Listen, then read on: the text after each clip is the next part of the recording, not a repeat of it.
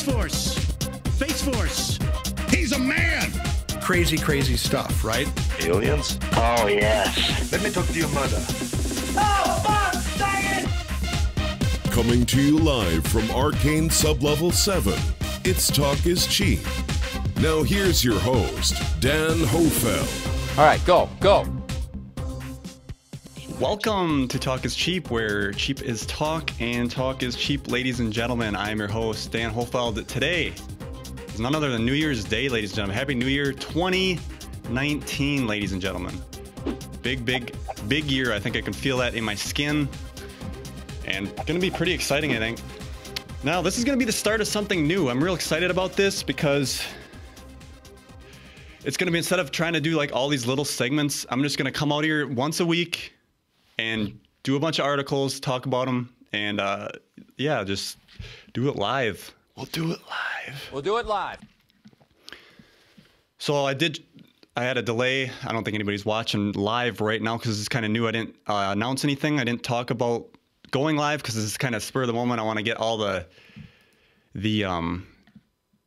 kinks worked out, and I tried to get Periscope on, but that didn't work either because I had to lower the buffer rate, and I'm not going to go that bad of quality. And by the way, I think you guys can see that it's a little smoother now. I went through and made some corrections to OBS, so everything's a little bit smoother. So now this new show, it's just going to be called TIC show or Talk is Cheap show, whatever. It's a spin-off of the regular show. I'm still going to do the regular show per the host showing up. As long as they show up, I'm going to keep doing it. If they don't, then I'm just going to probably just do this, talk about different subjects. The same thing, basically, but it's going to be crammed in. It's going to be like basically like a radio show. And I'm real excited about it because it's going to be more of like have call-ins, have guest co-hosts. You know, if there's a simple update that a guest wants to give, like, oh, I had to give an update about something, they can just pop in real quick. And, you know, otherwise it's like, oh, it got to the point where it was like, is it really enough to do a full video about it? Now it's just a radio show. So it's like, yeah, anything and everything can fly here. So you might be like, how am I live right now? Because we're banned on YouTube until the 23rd, I believe it is. I am simulcasting right now on Mixer and Twitch. So if you want to be in the live streams and watch us live, call in and all that good stuff, go over to Mixer and Twitch. I do have the links up on k2d4network.com. Mixer's here and Twitch is here. Go ahead and bookmark those links to your browser, if you will. I'm going to get rid of Periscope because after today's test run, I'm not happy. I'm not going to lower the rate that much because if I lower it anymore, the quality is crap. So a lot to cover. I think I want to give a little analysis. What is 2019 going to bring? This is going to be a huge year, ladies and gentlemen. I really feel like we're going to have some good, big disclosures. 2018 was a big year in and of itself, but I think 2019 is going to be the year of actual goodness coming out. We had to basically break down the wall in 2018. 2019 is going to really bring some things in. We got Space Force that's going to start going more official here. To the Stars Academy, the flop of disclosure, the UFO alien disclosure with Tom DeLonge, To the Stars Academy. That they're supposed to be releasing some stuff. Is it going to be talking about the metamaterials and doing all that testing? We saw those videos where they had stuff in bubble wrap and he traveled across the country, but it was blurred out. I tried to get, what's his name? The Luis Elizondo on the show. I emailed To the Stars Academy. I was like, hey, I'd like to have Luis on the show. I said, fair warning, it's not going to be softball questions like all these other interviews are doing. It's like, I'm going to ask some real questions here, get down to some substance. And then basically his agent got back to me and said he's not doing interviews at this time. Whatever. I wasn't going to flop over. At least I did my part and I tried. I wanted to get him on, ask some real questions because this stuff needs to be asked. And even Luis Elizondo says we need to ask the hard questions, continue asking them. I wanted to, you don't even know what I wanted to ask him if I got him on here. But it would have been good, I think. So are we going to see mass arrests that are supposed to take place? Like, where's that? we had this thing going on here. Shit. I shouldn't be swearing on here either. Over here, ladies and gentlemen, this was going around on the internet. This message is directly from the military generals to the people, basically saying that there's going to be martial law after Christmas. Get ready. It is now New Year's Day. If they were probably going to pull this, why not maybe do it on New Year's Day after everybody's sitting at home hungover? I think that this is going to be a flop personally, but you know, you see this stuff all the time. Oh, martial law is coming. There's going to be, if it happens, it happens. Like the stuff's in place to do it. They got the presidential alerts now on the phones that can go, every smartphone can pick these up, bypass you can't even shut them off. So they got that in place so they can bring in and say, all right, we're going to do this. We're rounding up these people. But I actually think that would cause mass panic. I don't think it's going to go that way. But I thought it was just interesting to share that. So also, I think in 2019, can we look at, you know, new energy systems coming out, new healing systems? I think we're going to start, this stuff will start being disclosed, you know, maybe softly, but I think stuff is really going to start ramping up this year. And we'll see what happens, I guess. But then also talk about that new currency. They're talking about the rainbow currency that's supposed to come in. But in order for that to happen, the old systems have to fail. You got to get rid of the Federal Reserve. That's got to crash. Let's bring in something new. And Q does talk about it on a post here. I wanted to go back to the Q post. We'll cover the Q post. I want to talk about just a quick rundown of today's show, folks. This is all new, so I'm trying to get the format down on how I'm going to do this. So let's just give a quick rundown on what we're going to cover today. I want to go over those old Q posts. There was a lot talked about. There's JFK was in there, all that stuff. Give my thoughts on that. Let's talk about, there was all light bulbs and how they're controlled on life. These companies got together and say, hey, let's make the life expectancy to 1,000 hours and no more, just because otherwise people won't buy the stuff. Walmart's got a patent to spy on customers. Of course, we want to keep spying on our customers. Space, this is the huge news. The spaceport being developed in Denver, Colorado. I'm going to break that down. This is huge. This is the next step in commercial airspace, ladies and gentlemen. They're talking about ice on Mars also. Mars was just a dead planet. Nothing's there, but now we got ice. That's being more pushed mainstream. Also, a raid on a former Area 51 worker. You guys know him. He's Bob Lazar. I want to talk about him a little bit. Again, this is a little old news, but I'm trying to catch up. And more dark side of the moon pushing. Why would they push this dark side of the moon thing so much? They want to get this stuff out to the public now. It's starting to be time. And you can see it with the Chinese probe being sent now. Okay, let's break down Q's post. This was from December 12th. So I want to go over a few of these. The first one here that I want to cover is, where are the envelopes? Our promise to counter. And if you don't know, I'm sure everybody knows this by now. The Bush wedding, there was these envelopes passed around, and you get these Jeb Bush, Laura Bush, the Obamas looking at these envelopes, and they're like, you can just see the disgust on their face. And I'm going to play the clip here as I'm talking. So supposedly the Secret Service agent here passed it to George W. He passes it to Laura Bush. Laura looks at it. You got Jeb Bush. He's got his right hand on his heart and watching his daddy go out in the casket. And then she shows him it. His face is just disgusted. His arm goes down. Complete disgust in his face. Again, there's the agent right there. Hands him the envelope. And again, Q says this is their promise to counter. What could have been written on there? To see that disgust in their face, I can only imagine. It's all speculation at this point. But, you know, the future's going to, I think, show what's going to go on here. So also on the Q map, this is the best site if you're looking into QAnon, by the way, folks. Q map Pub. Is there a plan in place after Trump?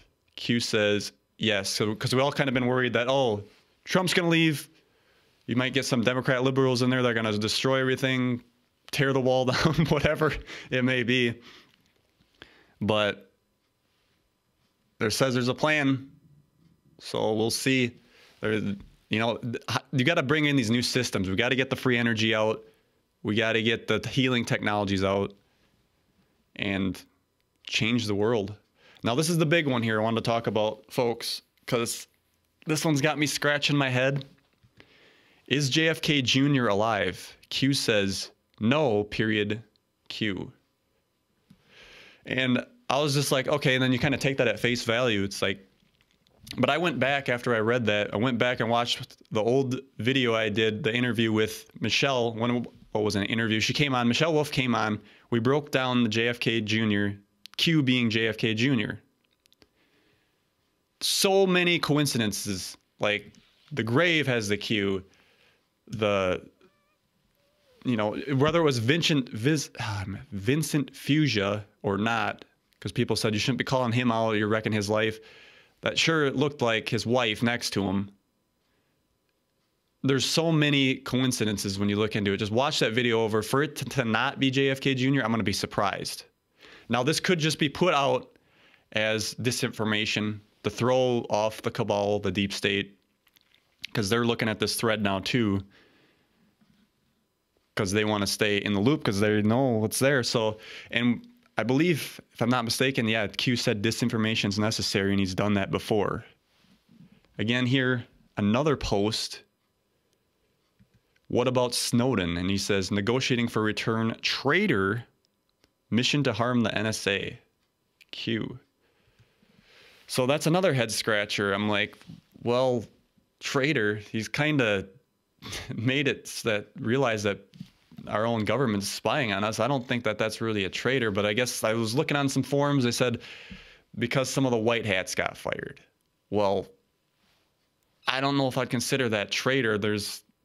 So now is this kind of a disinformation thing to try to get the public to, or the deep state to back off? I don't know. I don't know. And then another one, the last one I want to talk about real briefly. Do we have the gold? And Q says, yes, shall destroy the Fed. So it sounds like we're going to get a new currency backed by gold. That way we don't have the inflation. Some people say it can't be done. There's too many people. You got to print all that extra money. Well, there's a plan in place, folks. There's a plan in place. So that's just briefly. And I want to talk about okay, so now there's this this has been up for a while now, this GoFundMe page by Brian Kafaj. It's been up for 15 days now, and he's raised 18,500,000 or so. Holy cow, folks, to build the wall of 1 billion. So he's got a little ways to go. But that's a good start, and it kind of really shows that the people are ready for protection. Oh, yeah. We're sick of you get these illegals coming in here and voting. That's going to flip it to the Democrats. The Democrats know that. That's why they don't want to put that in the bill. The government's still shut down as I'm talking right now, folks. They're going to do a counteroffer without the wall being built in it because that's what they want to do. It's just unbelievable. And then you get that Jimmy Kimmel. Let's play a clip from him. He's just such a rat. The president might not need Mexico or Congress to pay for the wall at all because there are some very dopey people ready to pay for it themselves. So this Trump supporter, a guy named Brian Hohlfeld, started a GoFundMe campaign to raise $1 billion for the wall. He launched it on Sunday. It's already up to almost $9 million.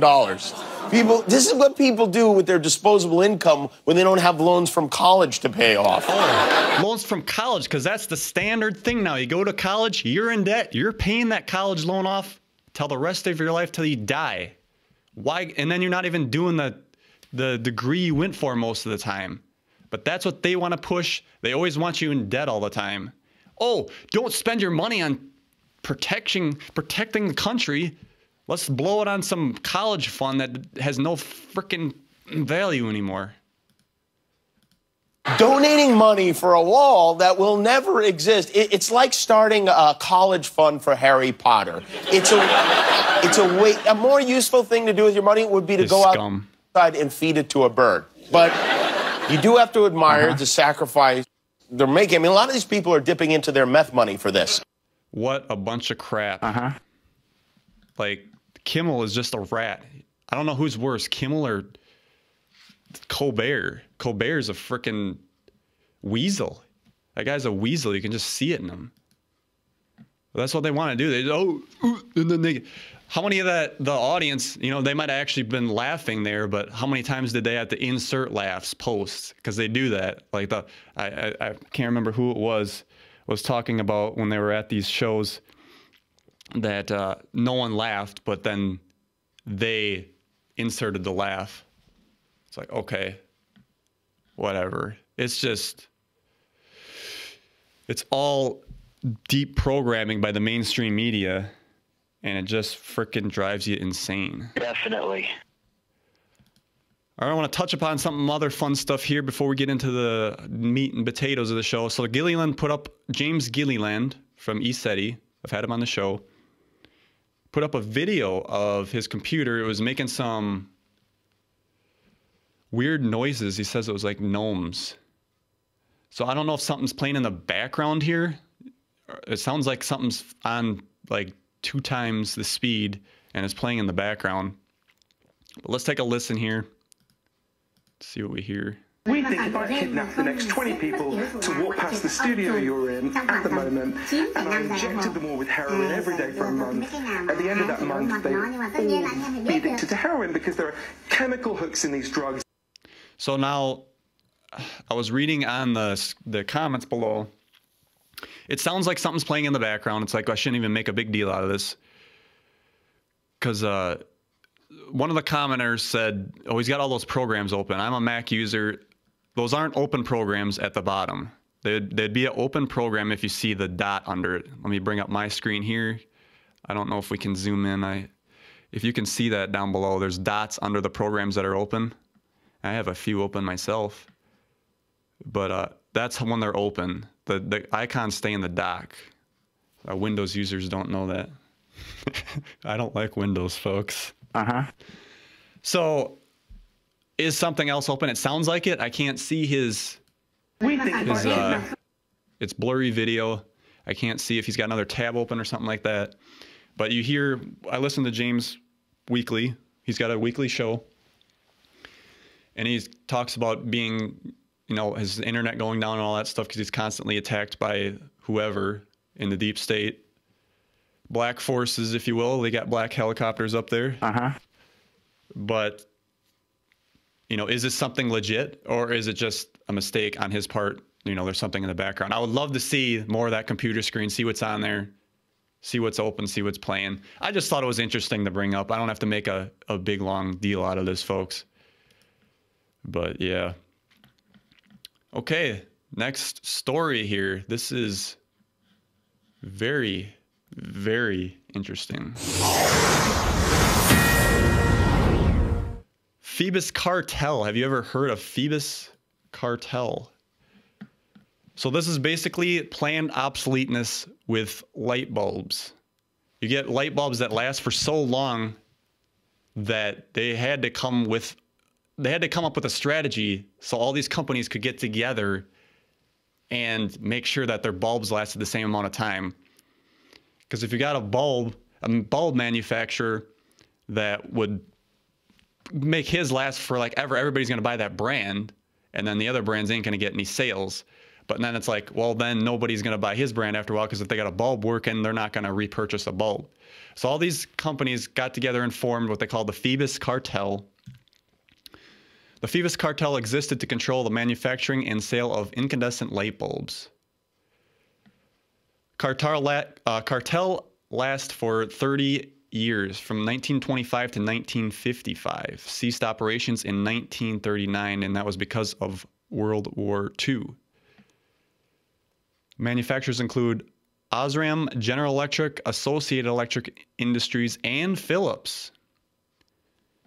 So it was a large-scale plan, obsolete, to generate repeated sales and maximize profit. It also reduced competition in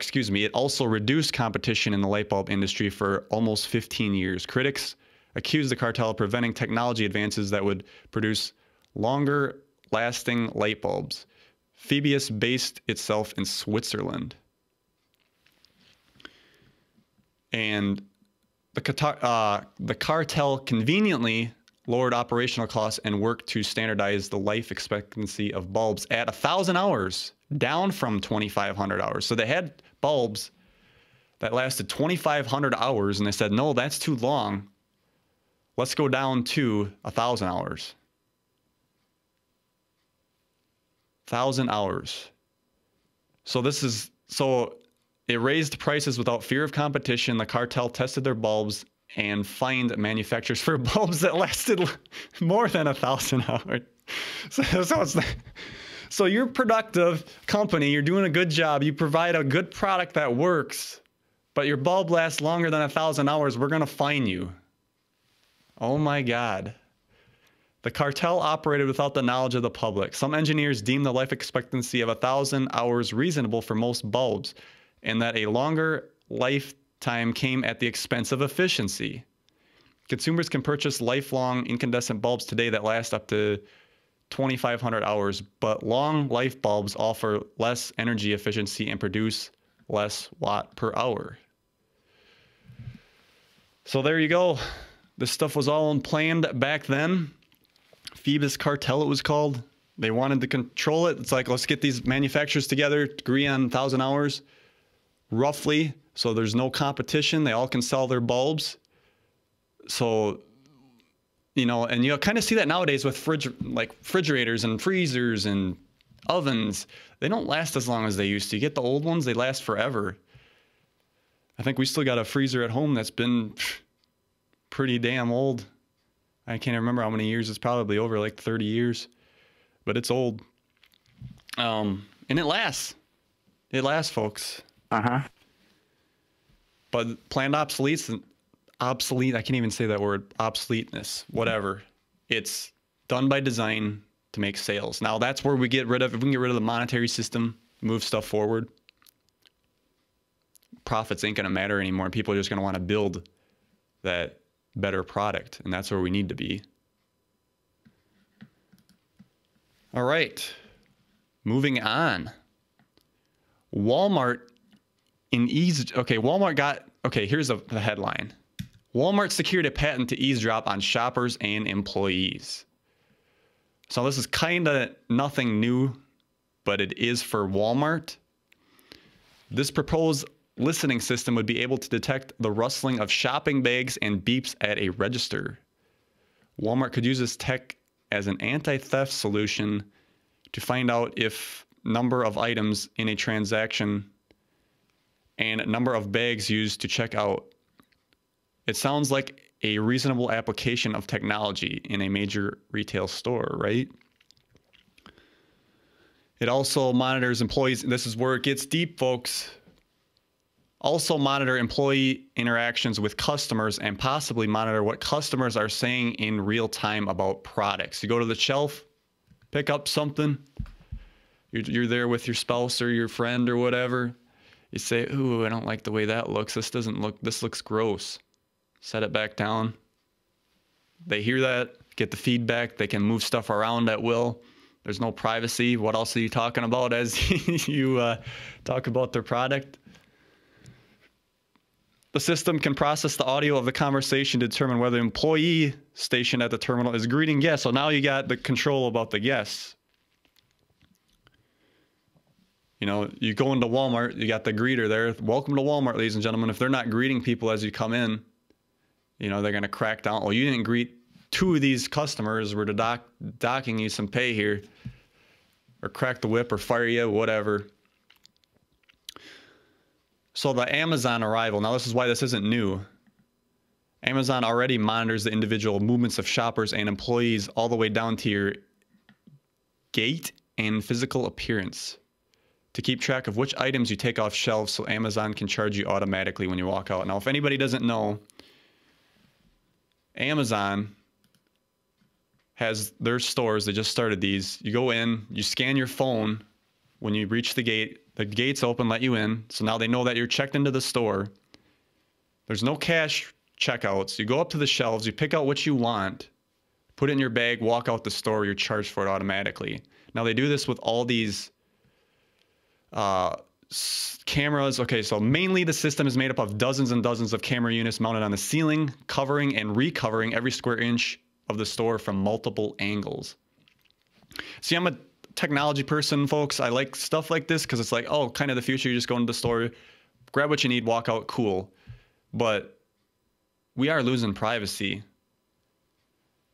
These are depth sensing cameras, and they identify different people in the stores and objects being picked up or held. Picking something up adds it to your virtual shopping cart, and you can pop it in a tote or shopping bag as fast as you like. Now, I was watching videos on there where people go to these stores and they go to the shelf, they try to cover it up, grab it, try to make it so like the cameras won't see it or anything, but it does a hell of a job, charges them. I think there's only been a few cases of people not getting charged, and it might be the weight of the product. They do have weight sensors on these shelves. Amazon also here, it says no facial recognition used. Systems uses other visual cues and watches for continuity between cameras. Do you believe that? I don't know about that. Yeah, and again, weight sensors in shelves. So that if you got a pack of batteries you pick up and it weighs that much, it's going to know that, okay, one pack of batteries has been taken, and the camera can say it's that person there. Charge it to your shopping cart. Now here's a tweet of someone who didn't get charged for the yogurt, and she went and tweeted about it. No, what a way to make that public. All right. Definitely. Oh, yes. Oh, boy, folks. Yeah, if you get something for free, you probably shouldn't brag about it too much. I know people like to brag on their social media and talk about stuff like that, but yeah, whatever. All right, ladies and gentlemen, we're gonna take a short break on this 1/1/19 version. When we get back, we're gonna talk about the spaceport being developed in Colorado, ice on Mars, and SpaceX's TR-3. You're listening to Talk is Cheap with Dan Hohlfeld on the K2D4 network. Have a comment, question, or topic suggestion? Call our voicemail at 1-256-510-5234. That's 1-256-510-K2D4. On sale now at the K2D4 Network store. We have a wide range of shirts to get the message out to the public. The Disclosure Now with Fisty, break through the wall of suppression. End the cover-up with UFO tea. Let the public know that there is more going on than we know, and it is time to bring out the suppressed technologies and advance civilization once and for all. The signature, Talk is Cheap, it's time for disclosure. The Disclosure/Now tea. Very simple but very effective message. It is time to change the world, and let's begin right now. And last but not least, the official K2D4 Network shirt. Support the broadcast and get yours at K2D4network.com.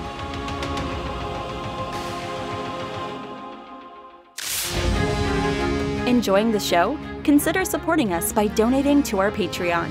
Patreon.com/K2D4Network.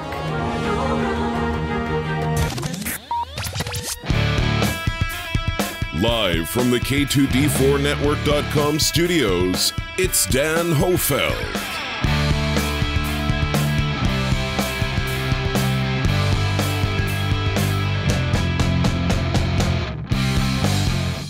Welcome back to the broadcast, ladies and gentlemen.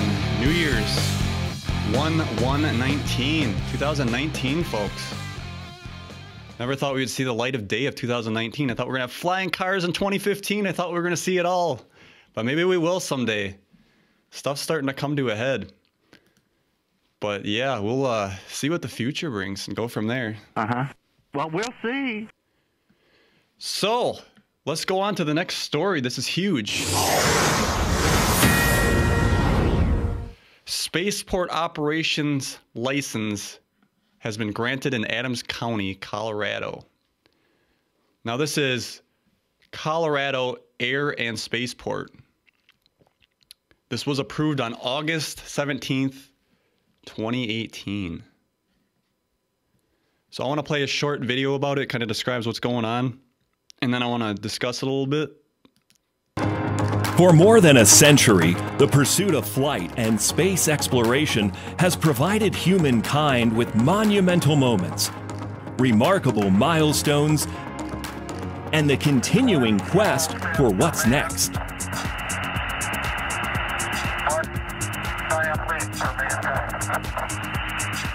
Located just outside Denver, Colorado Air and Spaceport is poised to achieve new heights of prosperity for the commercial space industry. The potential for partnerships includes more than 400 companies already operating in Colorado. These industry leaders are pioneering and supporting groundbreaking missions and research related to space and planetary science.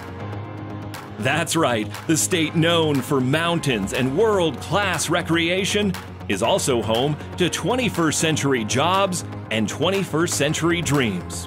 The pipeline for aerospace talent also begins in Colorado with graduates from top universities, the United States Air Force Academy, and regional air. Because otherwise this is going to get picked up and flagged. But let's go here. Gotta love the censorship. With more than 1,000 acres of open land ready for development, licensed operators can help shape the future of this property and its potential. It's a future that will include horizontal launches of vehicles destined for suborbital space. The possible payloads include microgravity experiments or testing and validating components built by Colorado companies for use in commercial and national security satellites. And who can imagine a day when you can board a space vehicle at Colorado Air and Spaceport destined for Europe, Asia, Africa, or South America on a flight that's a little shorter than a feature movie? This is the time for big dreams. So there we go. That's what I really wanted to show right there, folks. That's Colorado Air and Spaceport. So now they're gonna, well, let's break this down. I'm gonna go over to their page here. Part of the disclosure to get the public to be a space flight approved here. Vision. All right. So our vision, Colorado Air and Spaceport will serve as America's hub for commercial space transportation, research, and development. Horizontal launch facilities like Colorado Air and Spaceport are developing around the world and have the potential to become the foundation for a global suborbital transportation network. Located 6 miles from the Denver, that's important, folks. Located 6 miles from Denver International Airport, Colorado Air and Spaceport is conveniently, another key word, folks,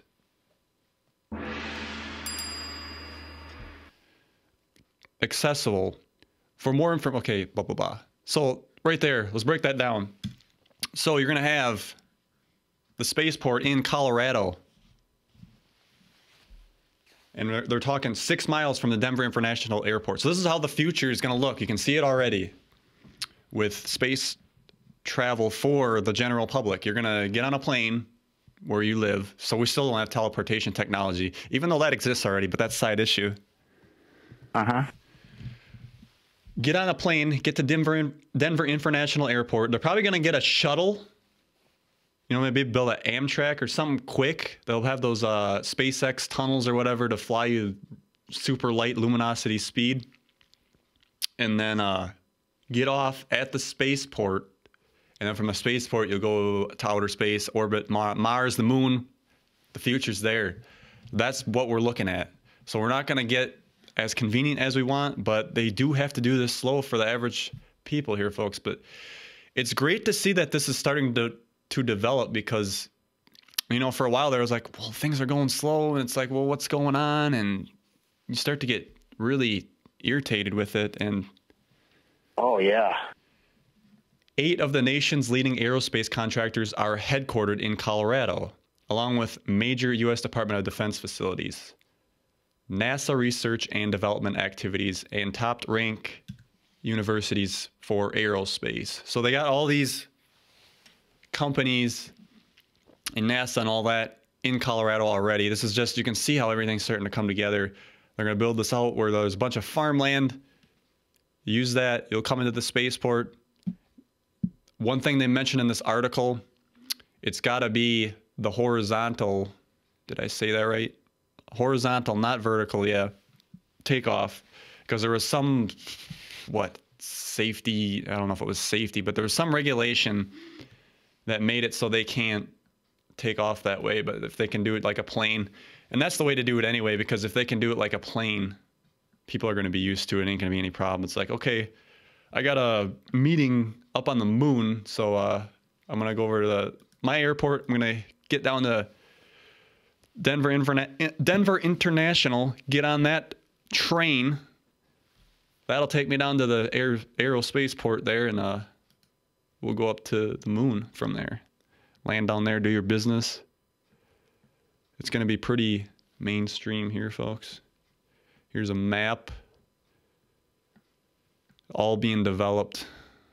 So we got exciting times ahead, and but like I said, it's just getting there. That's, you start to ask yourself. That's in Watkins, Adams County, by the way. Again, what will a horizontal launch look like? The vehicles will take off like a traditional airplane using jet fuel, but after clearing the spaceport, rocket boosters launch the craft into suborbital flight. To land, the crafts drop out of suborbital flight and will land like traditional airplane. When will we see space travel from Colorado? A space company will have to apply for license as an operator at the spaceport, and the vehicle that company employees for suborbital flight will also need to be approved and licensed. So they're just building the facility right now. And then they'll have to have the contractors that are going to build these planes, like we got Delta and American Airlines. They're going to have to apply for a license and get approved to do that. So here's another map. Looks very convenient, doesn't it, folks? Convenience. That's what we need. And then they also said offers hundreds of acres of development opportunity just 30 minutes from downtown Denver. We can see the future is in place. Well, we'll see. Oh, yeah, that sounds good. So we'll see. He said it best. So we got up next here, folks. Moving into some other news. Can you believe this one? Moody photo from Mars shows a giant crater loaded with ice. Yes. They always talk about Mars not having water before, but now they're really trying to push, oh, there's water there, and this crater has ice year-round. This is from the European Space Agency. One of their probes or satellites captured it. 50-mile wide crater. So the crater's ice is resistant to melting during the warmer summer seasons because the massive plain of ice creates a cold trap. God, you just look where we've come, folks. Before we had this debate, oh, is there water there? Is there not water there? Now they're showing ice. It's like, are we in La La Land? Somebody's being told to push this stuff. Now they got to do it because now then they're gonna build the bases on the moon. From the moon, you're gonna go to the Mars. So they got to get this stuff going quickly here because we gotta catch the public up. It's just gonna be amazing how the developments, they slowly show these developments come about. Most Martian craters, even in cooler regions, don't remain full year-round. So there you go. I just thought that was interesting. They're pushing that again to the public, trying to get people back on board with, hey, there is water and ice on the moon and Mars. What? We were crazy for saying that before. Now it's like, oh, it's common knowledge. Oh, yeah. See how that works? All right. Moving on. SpaceX. Now, they captured a TR-3B, supposedly on film here. The camera on board the spacecraft photographed UFO flying by. On September 8th, 2018, as Elon Musk's SpaceX unmanned aerial vehicle dubbed Dragon was delivering its payload to an international space station 400 kilometers above the Pacific Ocean, a surveillance camera on the Dragon picked up another craft in the background. By the appearance of the craft, it was triangle-shaped and may have been a TR-3B astrocraft. According to secret space program insiders such as Corey Good, the TR-3B is primarily used to transport the cargo and personnel between Earth bases and dozens of Air Force bases stations. Perhaps all of these secret stations and craft will be absorbed into Trump's Space Force and will then be revealed to the public. So we got a clip here. I'm going to enlarge it. I'm going to have to describe this for the listeners. So we got it looks like we're looking at like a satellite, it looks like, with what do they call them? I can't even think of what the hell they call it. The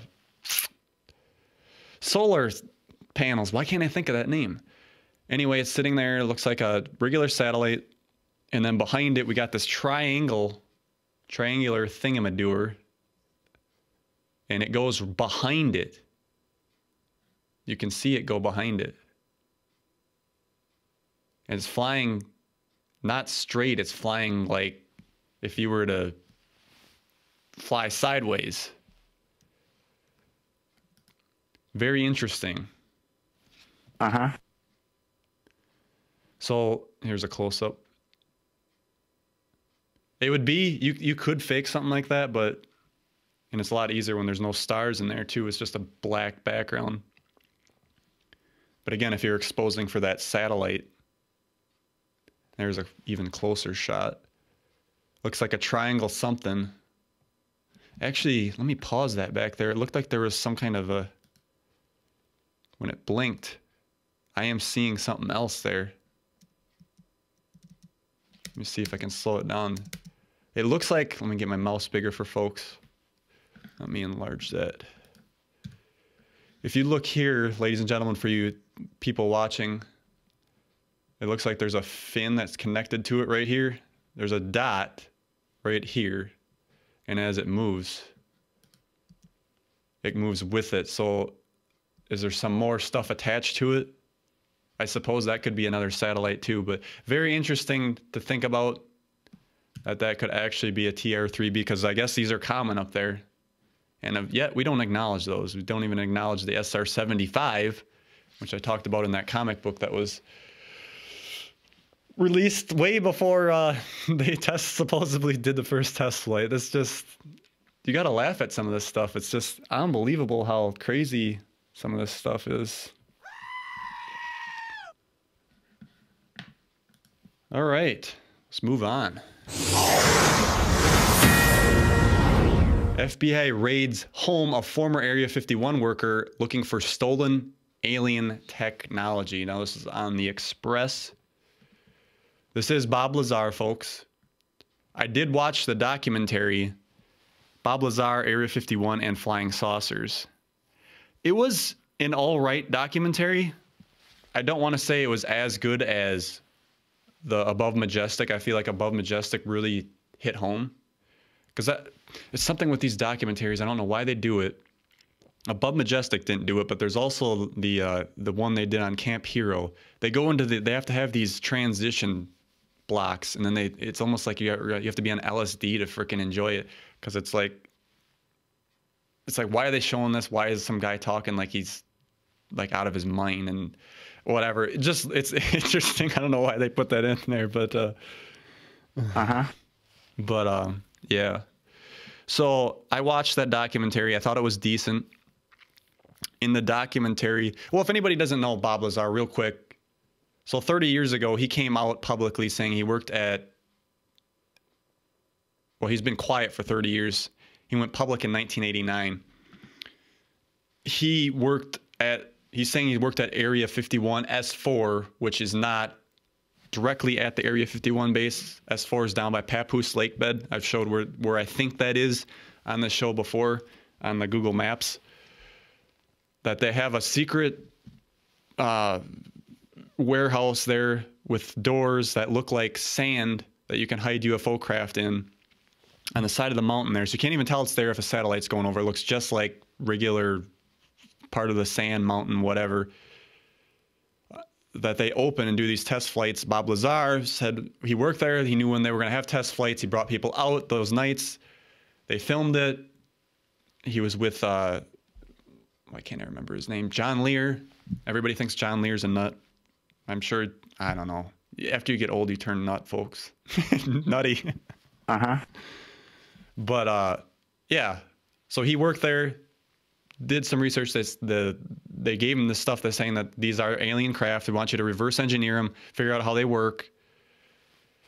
He went through in detail, figured out that element 115 was used as propulsion for these craft. And on the documentary, Bob Lazar, Air 51 and Flying Saucers, that's what it's called. The interviewer interviewing Bob Lazar said, "Did you take element 115 out of S4 Area 51?" And he says, "We're not going to talk about that. We're not going to go there." And then he gets raided. And like, if anybody knows, they're listening to us on our cell phones and all that stuff. If you want to have a private conversation, leave all your technology and go talk. So there can't be any trace. There must have been something that picked up something, or maybe when he was editing in it, whatever.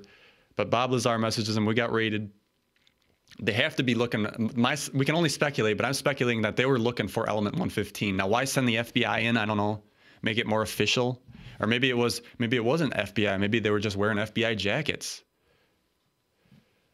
But, so, you know, why does he hold on to element 115 for that long? Is he trying to do something with it? You know, where are you going to store it? He said, like, people say element 115 is unstable, but he must have, there's a way to stabilize it, and he apparently stabilized it, and he's been holding it in his possession. And I will tell you, from watching that documentary, he has it somewhere. When he says we're not going to go there, we're not going to talk about it, he's got it. Which, I like it when whistleblowers do that, don't acknowledge or deny. That's good, because if he could have just said, no, I don't have it, and then it's like, it kind of gives the public a nice little, like, okay, he's got it, without saying he's got it. Uh-huh. So yeah, that's that. Watch the documentary, see what you think, folks. It was interesting nonetheless. So one more story I want to cover before we wrap up the first show of 2019 of the new series, TIC show, ladies and gentlemen. And like I said, I appreciate your support. Anything you can do, if you can do it on Patreon, buy from Teespring from us on our store, that all helps. If you want to make a one-time donation on PayPal, it's much appreciated. I want to do more of these shows. Like I said, I'm going to do this every week. I'm going to try and hammer these out, make more content. I want to just push it that much more. Still have the regular show with the other guests in studio, the other hosts in studio, and still cover our topics as long as they're willing to come out and show up. I'll do that. So, moving on. This is the big one I want to talk about because it actually should have happened today. Chinese probe and lunar orbiter set to make historic first landing on dark side of the moon. We're getting the dark side of the moon push again here, folks. This is so important. Let me bring up my highlights on this article. China is set to become the first nation to explore the far side of the moon. After Change 4 lunar probe entered a planned orbit ahead of its much anticipated landing on the unexplored part of the Earth satellite, i.e. the moon. Oh, yeah, that sounds good. So now they're saying China is the first nation to explore the dark side of the moon? What? Uh-huh. Bullshit. BS. It was supposed to land today, and I was looking on the internet trying to find a new article because this was from a few days ago. This was from December 31st. It was supposed to land on the 1st. It's actually the 2nd now in China. They're a day ahead.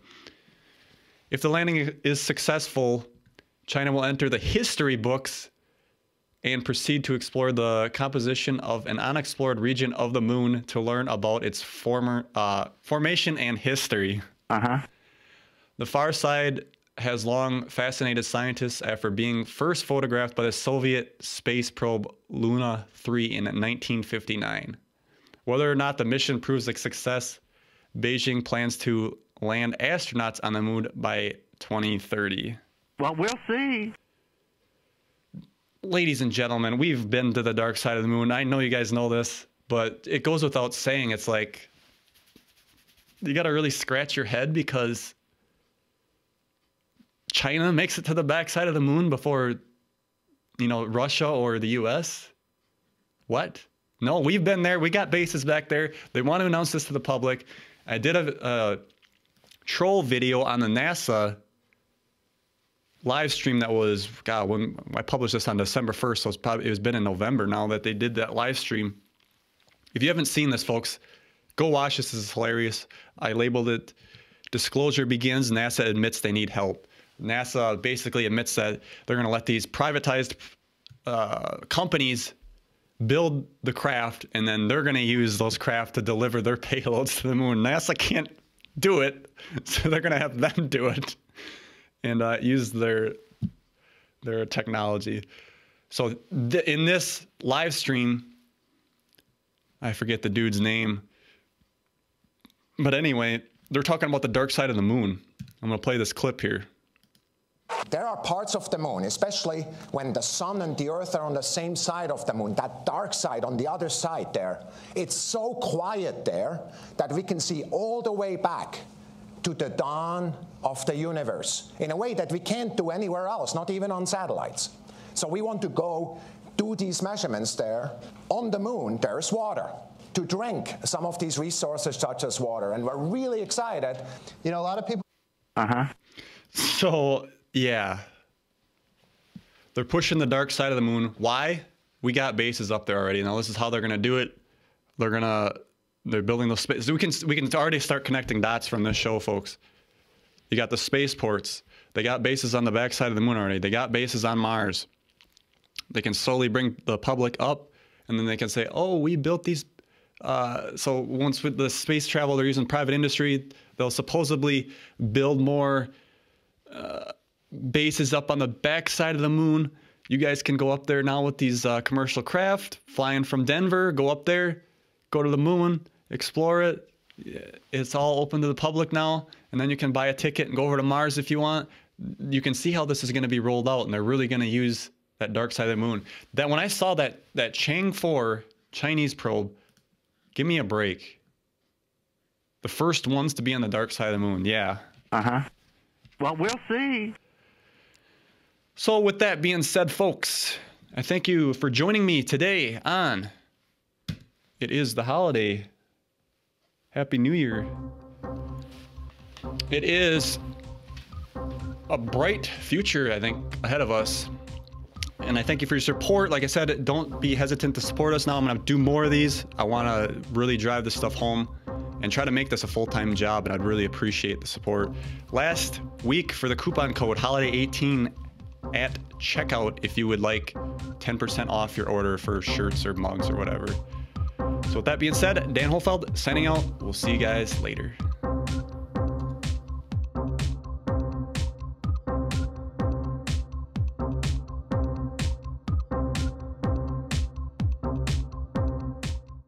Thanks for listening. Visit K2D4Network.com today.